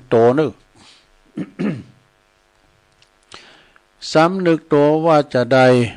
ว่าอยู่หือสว่างไปก็หือสว่างนี่ไฟนี่นะไฟนี่ไปก็สว่างมาก็สว่างแจ้งมาแล้วก็แจ้งไปหือมีศีลมีธรรมจะไปมืดมามืดน้ำใดไฟนี่คือความสว่างถ้าว่าไฟดับก็ดับวูบลุนเนอะดับไฟละดับไฟเป็นอย่างเมื่อว่าพระสวดมนต์เสร็จแล้วจุดขึ้นใหม่เนี่ยคดีโลกเปิ้นถือว่าคดีโลกเปิ้นก็ถือว่าดับเสน่ห์จังไรเนี่ยดับเสน่ห์จังไรหมดแต่ตั้งคดีธรรมเปิ้นหื่นนึกถึงตัวว่าดับไฟคือตายเนี่ยดับไฟคือตายดับไฟคือเกิดดับไฟคือเกิดมา2อย่างเนาะได้พิจารณาถึงความบัดเตียงหมั่นของสังขารมันเป็นอนิจจังทุกขังอนัตตามีเกิดขึ้นตั้งอยู่และดับไป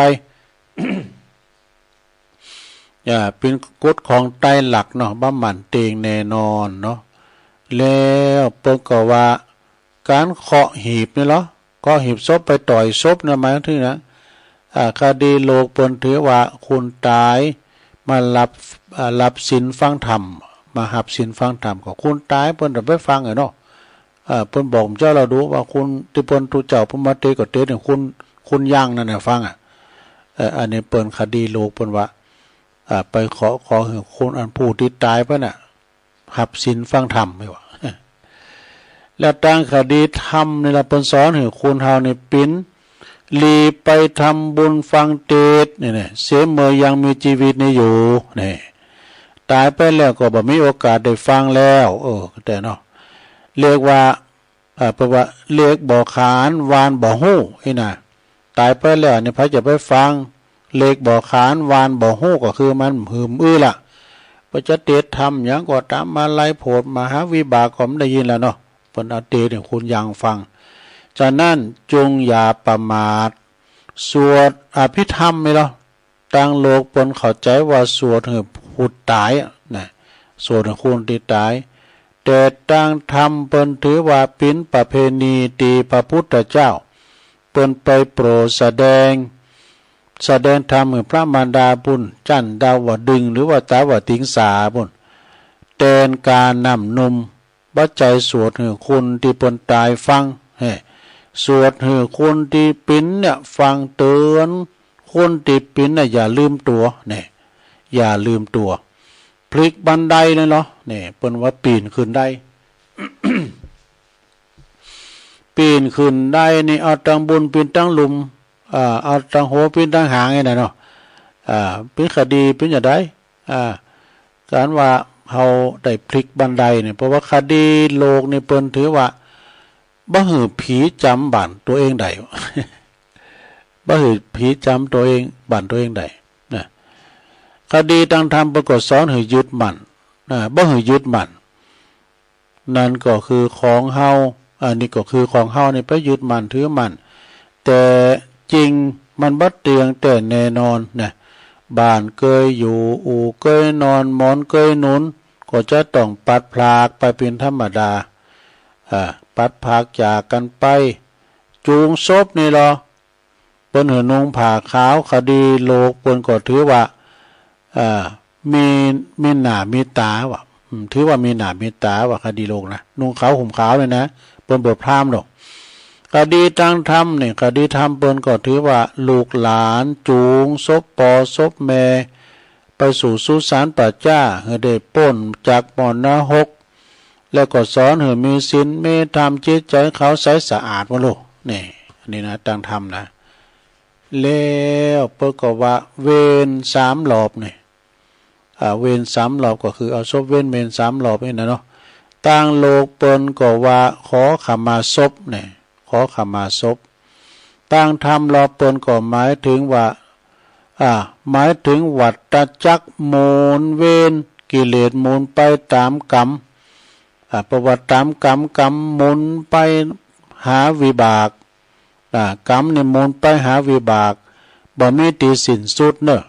นะแล้วก็ล่างหน้าศพนี่เหรอเนี่ยก่อนที่เปิ้นจะเอาขึ้นกองฟอนหรือว่าเมนเปิ้นจะเอาน้ำเป้าล้างเปิ้นก็บอกว่าเอาน้ำบ่เป้าล้างหน้าให้ใสสะอาดเหมือนน้ำบ่เป้านี่น้ำใสดูน้ำสะอาดนะตักก็เต็มไม่ตักก็เต็มเนี่ยเป็นน้ำบ่เป้านะต่างธรรมเปิ้นถือว่าหยังต่างธรรมเปิ้นสอนให้มีสุจริตธรรมนี่มีสุจริตธรรมเด้อนะกายวาจาใจให้ใสสะอาดหวานข้าวสารเนี่ยมีหวานข้าวสารด้วยนะต่างโลกเปิ้นถือว่าผีเนี่ยจะลุกมาเก็บกินเขา ผีจะลุกมาเก็บกินเขาต่างโลกนะห้ามศพเพราะว่าห้ามศพนี่จะได้เบาลงเปิ้นคือว่าอย่างนั้นเนาะสมัยข้างโบราณนี่ศพนี่เปิ้นจะห้ามเนาะเปิ้นจะห้ามต่างธรรมนี่เปิ้นก็คือพิจารณาว่าข้าวสารนั้นก็คือเป็นแก่นข้าวคือจะออกงอกเงยก็บ่ได้แล้วเปิ้นเอาเปลือกมันออกหมดแล้วนะคูณเฮาถึงแม้ว่าเปิ้นว่าคูณเฮาถึงถ้าถึงแก่นนี่นะแก่นคูณนี่นะแล้วก็จะต้องไปบ่ได้เกิดละบ่ได้แก่บ่ได้เจ็บตายฉันใดข้าวสารจะหวานปิ้นกาได้ฉันนั้นนี่ตุงนี่เนาะตุงนำศพนี่ตุง3หางเนาะตุง3หางเนี่ยมันจะมีกุฏดีเนาะตุง3หางนี่ก็หมายความว่าปิ้นนั่นเจ้าปุตต้องมีเกี่ยวเจ้าทั้ง3ประการนี่มีเกี่ยวทั้ง3มีพระรัตนตรัยพระพุทธพระธรรมพระสงฆ์ เป็นผุนนำตางเนี่ยเนาะก็จะอยู่ไปนะจะอยู่ไปต้องมีพระรัตนตรัยจนครบตลอดชีวิตเอาพระรัตนตรัยเป็นติปึงจะเยจะทำอย่างมงคลอย่างต่างๆจะไหวพระรับศีลก่อนหรอจะไหวพระรับศีลก่อนจะขอจะจบแล้วนะหลวงขออำนาจคุณภาษีรัตนตรัยพระเกี่ยวเจ้าทั้ง3โด่งอีว่าจงปกป้องรักษาบรรดาปออกไม่ออกศรัทธาทุกท่านปราศจากทุกโศกโรคภัยเจ็บไข้ใดพยาธิมันหอมมันหายไปหรออยู่ดีอยู่ก้ำจูปูจ้าก้ำจุนพระพุทธศาสนาไปตลอดกาลยาวนานดังดีตุลุงได้แสดงธรรมมาเลิงคดีโลกคดีธรรมก็มาก็พอสมควรแก่กาลเวลาก็ขอสมมุติอยู่ที่ลุงปุงไหวเปียงเต้าอี้เอวังก็มีด้วยประกาละจะนี้สาธุสาธุสาธุอ้าวจบไปทำผูกนี่แล้วลงเอ้ยเจ้าทำสาธโวอันนี้เป็นธรรมณโอกาสบัดนี้คดีโลกคดีธรรมกับความตายเนอะก็เอามาเล่าละสระญาติโยมนะก็เอามาเล่าซ้ำเติมเพิ่มพูนปัญญาเนาะนำธรรมคำสอนนี่ออกจากในธรรมของพระสัมมาสัมพุทธเจ้าก็ฟังไปเนาะอยู่ตั้งบ้านตั้งจองก็ฟังไปวันนี้วันพระวันศีลเปิ้นไปจำศีลนอนวัดฟังเทศน์ฟังธรรมกันอีปอมได้ไปอีแหม่มได้ไปพอเอาสังขารไว้ก่อนก็อยู่บ้านเปิดฟังไปหลงเปิดฟังไปมันจะมีจบตัวลงกับตุนอื่นมาต่อแถมไหมฟังนำฟังธรรมไปพอท่อละทัดก็เจ็บโหเอาก็มาฟังรายการของครูบาอาจารย์ประสงค์องค์สังฆเจ้า เปิ้นได้เอาน้อมนำอันนั้นมาเสนออันนี้มาเสนอก็ฟังไว้แก่งอมแก่เงาไปมีปิดมีไปอย่างนี้เด้อมีปิดมีภัยอย่างสักอย่างเอาปอนแถมหลอบหนึ่งกันเด้อโอ้วันนี้ได้ปอน2หลอบแล้วเด้อสัปปิติโยวิวาจันตุสัพพะโลโกวินาศตุมาเตภวัตวันตรายโยสุขีติคายุโกภวะอภิวาตานาสีลิสานิจังวุธาปจายโนจัตตาโลธรรมาวาตันติอายุวันโนสุขังปะลางเอาแล้วได้ฟังเทศฟังธรรมหับปอนกันไปปินมั่งกาละปินมงคลในหลวงเนอะ สัมวันนี้ปินวันพระวันศีลนะฝนก็มาตกมาอ่อย มันก็ฝนตกฟ้าย่อยมันเปิงเติงกับกลางวัดสาแต้เนาะก็อยู่กับหอกับเฮินจะไปลุงตารางกลางโขงนะหลวงเนอะมันจะหมื่นจ้ะแต่ว่าต่างน้ำทุน้ำถากปุ่นเอาไปหันเนี่ยไปหันกับตาเลยเนอะสะดาเนอะที่บ้านป่าขายนะ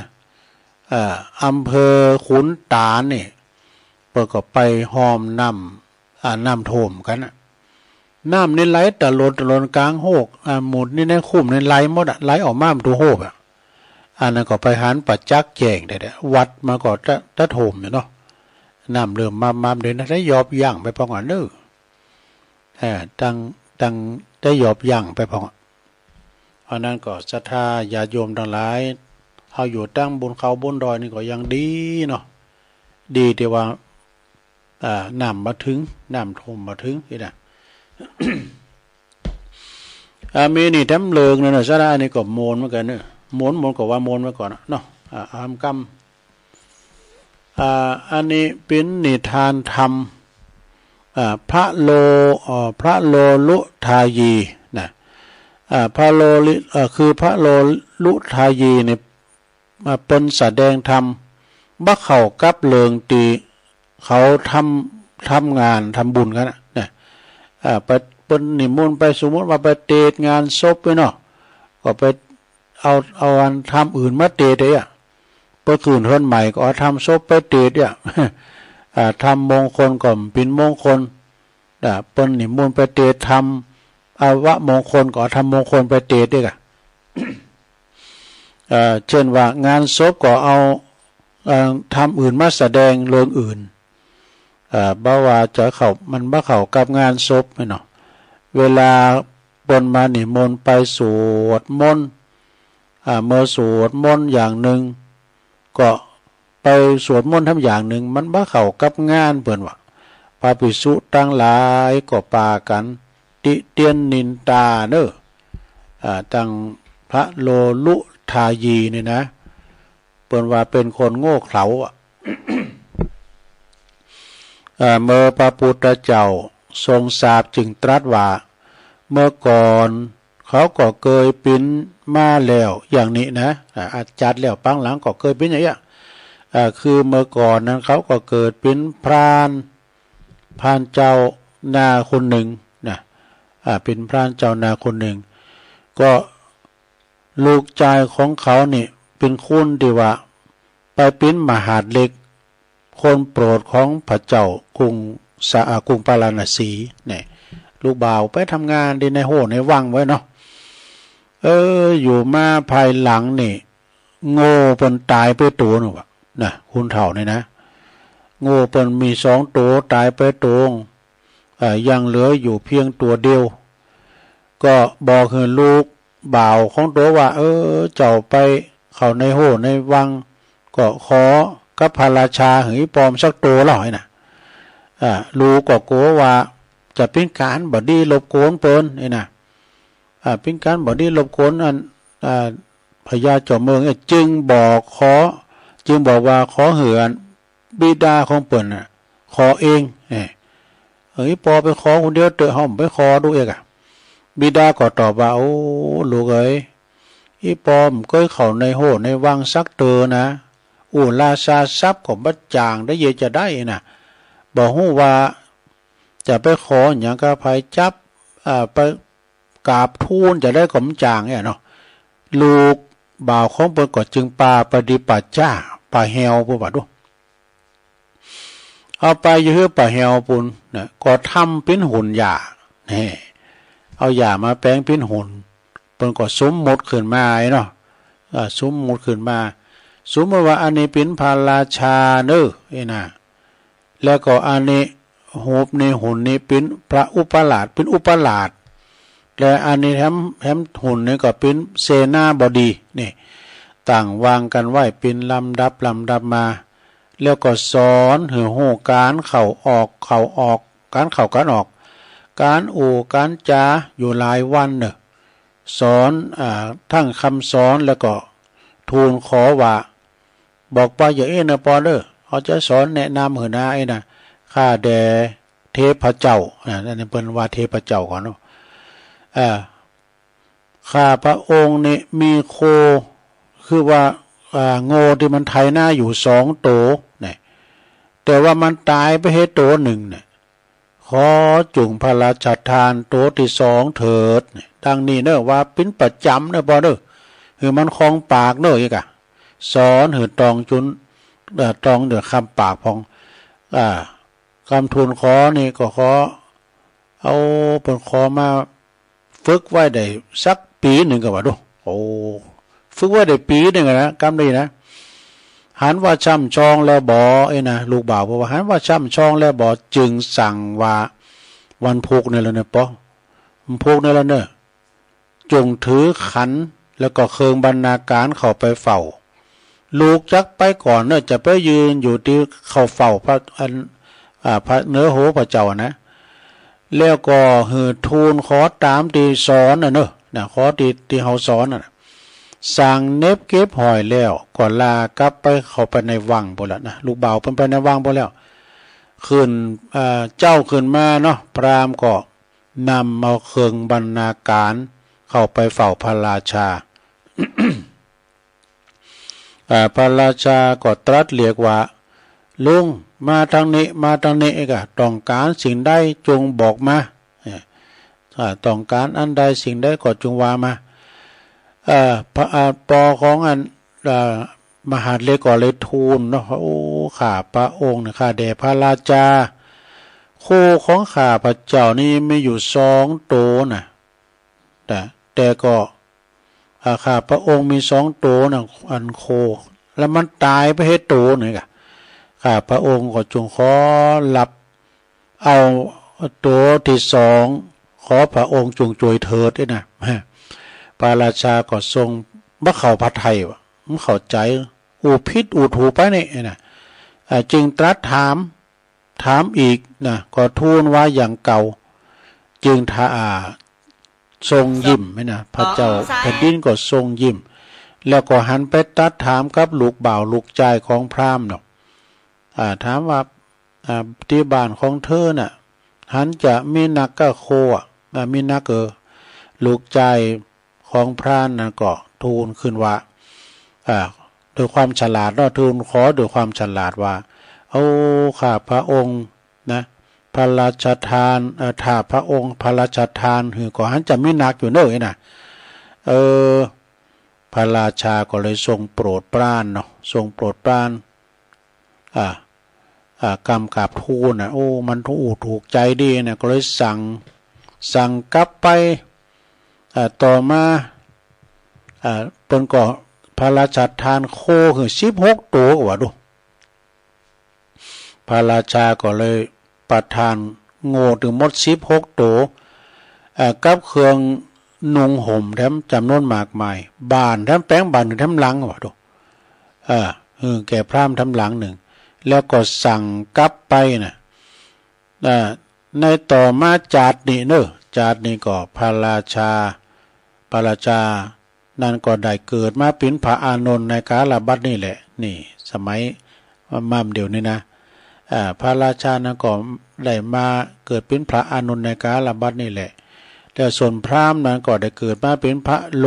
ลุทายีนี่พระโลลุทายีนี่ก็เป็นลูกแล้วก็ลูกชายของท่านพราหมณ์นั้นก็เกิดมาเป็นพระพุทธเจ้าโอ้อันเป็นพระพุทธเจ้ากันเด้อลูกของพราหมณ์นั่นน่ะท่านทรงแสดงเรื่องเก่าจบลงไปแล้วอย่างนี้แล้วจึงตรัสว่าถึงเมื่อก่อนพระโลลุทายีก็เกยอุพิษผาดอุพิษถูกมาแล้วนะเพราะตนนี่ได้สดับรับฟังมาน้อยดังนี้นะเรื่องนี้เปิ้นก็จี้สอนให้ฮู้ว่าคนเฮาทุกคนเนี่ยคนเราเรียนความรู้ไว้นักเพื่อที่จะได้เกิดความเป็นคุณกาหารมีพยปัญญาทั้งปวงจบลงไปซะละโอ้อยากเหมือนกันเนอะแล้วก็ป้อไข่อันโมนชักต่อใดแหละ เพราะมันได้เลบไว้แล้วเนาะ แล้วก็วันพุกนี่ก็คอยเอามาเล่าทำจะได้ทำการบ้านมาเล่าสะท้าได้ฟังแถมเนาะวันนี้ก็ได้มาสลับซับเปลี่ยนกับซัมมาเนนเอาหลักปัญโยนันตีเปิ้นใดมาออกรายการบรินี้ก็คงจะเทศน้ำเทศธรรมอยู่ในกลางวิหารบุญแล้วก็สวดกรรมฐานอยู่บุญเนาะอันนั้นตุลุงก็มาตกมาแทนสลับซับเปลี่ยนกันไปศีลหนาก็จะเป็นอย่างนี้อยู่เนอะศีลหนานะวันที่17ก็เป็นวันศีลนี่แล้วก็เป็นเดือน12ปิงตัวแล้วก็ตั้งอาจารย์เน้นหลักก็คงจะสารับซับเปลี่ยนกันจะเยี่ยมกรรมเนาะสดาเนาะจากนั้นก็จะไปเบื่อไปกายกันเดินเด้อตอนนี้ไปตุลุงก็คงจะสมควรแก่เวลาแล้วเนาะตุลุงก็จะได้คืนเวลากับตั้งสถานีนะไปก็เสียงแห่ไปเพราะว่าวันนี้ก็ใจเสียงหนักตั้งแต่เจ้ามาเนาะปันป้อนกากล่าวเคืองบอกว่าวันนี้วัดประทัดโดยน้อยดานสังด้วยดานสังขาดดานเลี้ยวไปแล้วลงใจละเก็บโต๊ะเก็บต่างเรียบร้อยเต็นได้เก็บเตอมันฝุ่นตกใส่ได้ก็เลยไม่ได้เก็บเตอก็สมควรเวลาเนาะพักเสียงกำสักประมาณ6 โมงปลายก็ไปนองโยงบนตาลแต่ต่างทำโลงด้วยกันเนาะวันพุกเจ้าก็ปะกันหมายเนื้อตี 3รัชดาคืนเวลากับน้องเจเนอน้องเจหับชวงต่อไปตัวลุงนำรายการจากลาสตาไปก่อนเนออยู่ดีมีสุขเหมือนกันจูปู่จูคนเนอจัตตาโลธรรมาวาตันติอายุวันโน